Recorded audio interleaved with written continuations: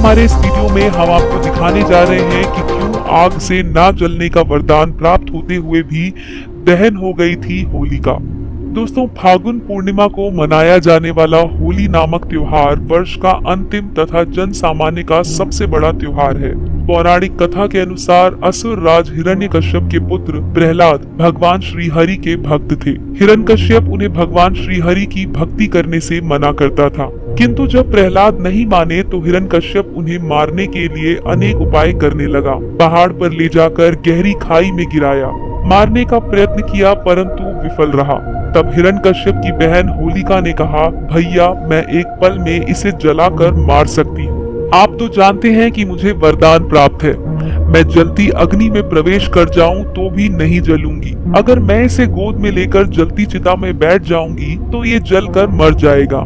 किंतु दोस्तों, वो ये बात भूल गई थी कि ये वरदान उस अकेली के लिए था, ना कि किसी और को साथ लेकर प्रविष्ट होने के लिए। वो खुशी खुशी चिता तैयार कर प्रहलाद को लेकर उसमें बैठ गई और राक्षसों ने चिता में आग लगा दी। उधर प्रहलाद आंखें बंद किए हरि नाम का सुमिरन करने में लीन हो गए। आग लगते ही होलिका जलकर भस्म हो गई और प्रभु कृपा से प्रहलाद का बाल भी बांका नहीं हुआ। तब से उस राक्षसी को जलाने की प्रक्रिया देश में प्रतिवर्ष मनाई जाती है।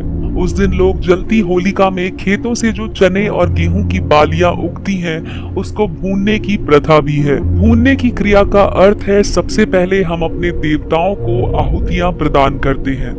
आहुतियां अग्नि में दी जाती हैं। इसके बाद प्रसाद स्वरूप नगर में ले जाते हैं, अर्थात उसके बाद गेहूं, जौ आदि की कटाई प्रारंभ होती है।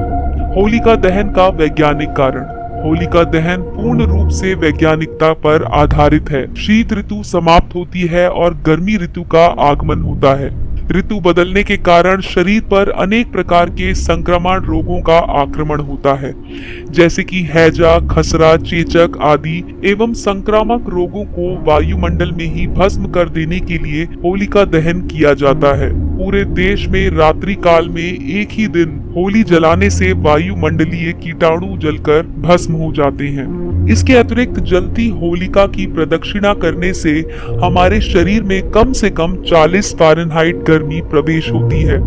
इसके बाद यदि रोग उत्पन्न करने वाले जीवाणु हम पर आक्रमण करते हैं तो उनका प्रभाव हम पर नहीं होता और वो हमारे अंदर आ चुकी उष्णता से स्वयं नष्ट हो जाते हैं।